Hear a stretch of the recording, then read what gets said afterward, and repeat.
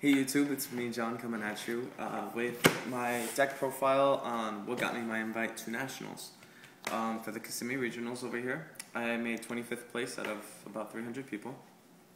And I'm also going to be covering some weaknesses, strengths, pros, cons, different aspects of the deck. This is my first attempt at, I guess, Denise's version of let's talk about Dark Worlds and Inzektors and junk like that. So let's talk about some windups today, alright? But first, let's cover the deck profile itself, alright? Let's start with the monsters. Go figure. I had this organized. Perfect. Alright, we have the basic wind-up monsters to start out with. Now, Wind-Up Rabbit is really beneficial in this deck because he's the Strike Ninja of the deck. Now, for those that aren't familiar with Strike Ninja, he really negs your opponent a lot, alright? There are certain circumstances where it would cost you a couple life points, but you know, you will always start your turn with a monster. Alright, now this is, it really depends on the situation on the field. So, you know, you can summon, say your opponent has you way outnumbered on monsters, you have a set torrential, you could summon your rabbit, torrential, remove him from the field, blow up your opponent's side of the field. Knowing that come your turn, you could have another monster. You could do it on your opponent's turn, right? You could bring them out with confidence, knowing that, you know, you could attack with confidence, your opponent deprisons, mirror forces, doesn't whatever response, you can banish him. Alright, so it negs your opponent one right there and then. Alright? But there you know, you get to come back with a level 3, which is what this deck thrives off of. So you could bring out your Zen Mighty, pull the loop off faster. Really awesome with that. Things that would stop him would be like Solemn Warning, Solemn Judgment, but that's for the initial summon. Because when he comes back to the field from out of play, it's not resummoning, it's just returning to the field. So there's nothing that can really negate that at that point. Alright, so if his initial summon is successful, awesome. Now, combined with Wind-Up Factory, this is the ultimate +1 in the hand. This is our Black Whirlwinds of the deck. Combined with Rabbit, you can always +1 in hand every turn, replenishing your hand. Alright? Come your opponent's end phase. If you hadn't used Rabbit's effect yet, you could banish him during your opponent's end phase. Activate Wind-Up Factory and add one Wind-Up card to your hand, completing whatever loop you want. Alright? We move on.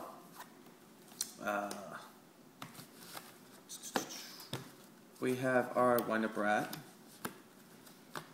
Lets us bring out turn to defense, get special summon level 3, and move on. We got Wind-Up Shark, 2 Wind-Up Magician, and a Wind-Up Hunter. He's the Monster Reborn, lets you bring out Zen Mighty faster, swarm the fields, do that. Shark, kind of like an alternative method of Cyber Dragon. He's really flexible with his levels, so you can exceed into level 3s, level 4s, and level 5s. The level 5s in this deck are amazing, of course, but you're pretty much limited to Double Shark at that point. Hunter. I run Hunter at 2 because when ran at 3, you do find a lot of instances where you dead draw into him. Magician, I apologize, I said Hunter. Magician, you run him at 2 because you will run into a lot of instances where you just draw a dead Magician. He's really beneficial when you open up with Shark because you get to first turn Hunter loop. Also, he's really good with Wind-Up Rabbit as well. On your opponent's turn, you could banish Rabbit, right? Activating Magician's effect, special summoning another Rabbit. And then you use the new Rabbit's effect to banish this Magician. And then you get to start your next turn with a Magician and a Wind-Up Rabbit. Alright? We have Tour Guides, instant level 3s. As opposed to the Gildosaurus build and the Mariah Captain build. It's only one card from hand, and you get to instantly exceed to level 3. Sangan for searching, in case, and the 4th target for Tour Guide. Double Maxi, and double Veiler. I think it's pretty safe standard, you know, you're not too much or too little depending on your opponent's deck, because there are some decks that you just don't want to run 3 Veiler and 3 Maxi. It's not too much, too little. I think it's the perfect balance for me. And then BLS. Alright. There's only 2 light targets in the initial deck right here, which would be the Effect Veilers. And then I have 3 in the extra deck. 1 level 3 exceed, it's light type, level 4, and rank 3, 4, and 5. and you'll always succeed into something. So you always have that light target for BLS. We move on to the spells and traps. Alright. We'll start with the factories. +1 in hand, very self-explanatory. Dark Hole, Heavy Storm, Pot of Avarice, Book of Moon, Monster Reborn. Alright? Pretty much the standard staples. And then we move on, triple MST. Really back row hate. This format, people really light on the back row, so anything you hit really hurts, unless it's another MST. And especially with windups, there's so much crap you can side against windups, you really just might keep it. You want to hate that back row like there's no tomorrow. We move on to our traps. We have the Solemn Brigade. Helps with that field control. You actually didn't run this before. I didn't run this before, We made this change the night before Right, regionals. and I've always wanted to run this, but I could never find the space, right? So I ditched the Smashing Grounds from my previous build. I made some space, and it works. I've always wanted to run it, I just could never find the space for it. We have Double Torrential. It's double this format for a reason, but Denise would disagree with me. I mean, I don't see the reason why I think you're negging yourself more than you're plussing, but, you know, player preference. Player preference, you know, I feel like it was at 1 perfect, and I don't understand why it's at 2. 2 is perfect. It's okay. 2 is great, you know, but we have our Mirror Force, and then we have our Starlight Road. And that was also another addition. Yeah, I told him to run that because he did this format's pretty devastating with the destruction effect. He has a lot more to lose as a wind-up player. I always said this out against the sectors, though, but everything else I usually keep because people are really destructive. They usually run double torrential. They usually run Mirror Forces, Heavy Storms, Dark Holes, whatever. We move on to our extra deck.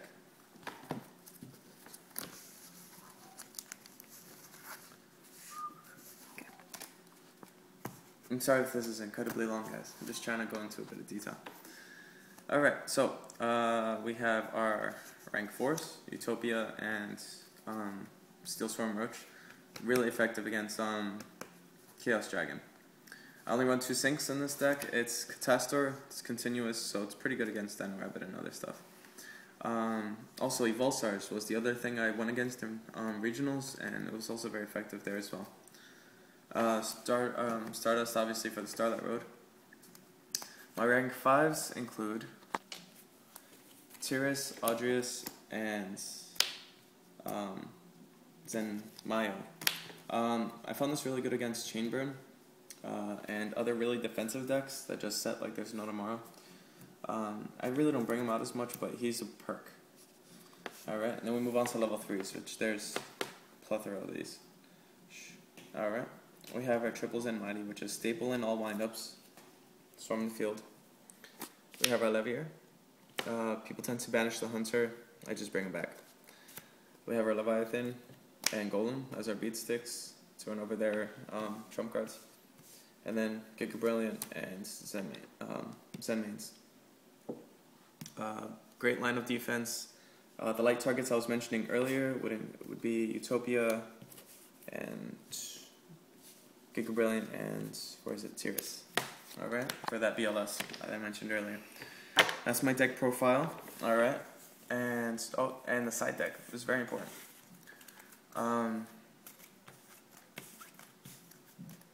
How did you feel like your main deck played off just by itself on its own? By itself, I think it went really well. It was pretty consistent, very well rounded overall. It was the siding game 2, which I felt really changed the matchups really well, and how you played around them. You know, what do you expect your opponent to side against you? What is your opponent expecting to have sided against them? All right, people expect Shadow Imprisoning Mirrors for like dark-based decks, you know. So you know they prep accordingly to that as well. You know they put in those extra MSTs if they don't main them. Oh, my side deck. Here we go. It's ready. All right. 2 Snowman Eater. I run triple Shadow Imprisoning, which was amazing for me. So much Dark Hate right now. This one was a lot of fun. It was Black Horn of Heaven. I I actually used it against quite a number of decks, and it was quite effective. It's no cost negation. You gotta know what you can negate with it, though. You can't negate any kind of special summon. It's kind of like T-King, how it can't negate everything. You gotta be very careful with that. I ran double Compulse, double T-King. And you did run these for a while. I remember that too. Yeah, I put them in there because yeah, with it was actually Heroes that made me want to run it. There was this God, what's that guy? It's a guy that it's a hero that can't be destroyed by card effects, right? And I had 3 Smashing Grounds in hand. I'm all like, horrible timing. So I was like, I have to come up with a creative alternative that's just as quick, just as so. And then Third Veiler and Wind-Up Kin. I actually fell in love with this. I'm trying to. This actually won me 2 games, and I'm just like. How so? He had really big guys that I couldn't. He had how did it go? 4 minutes. All right.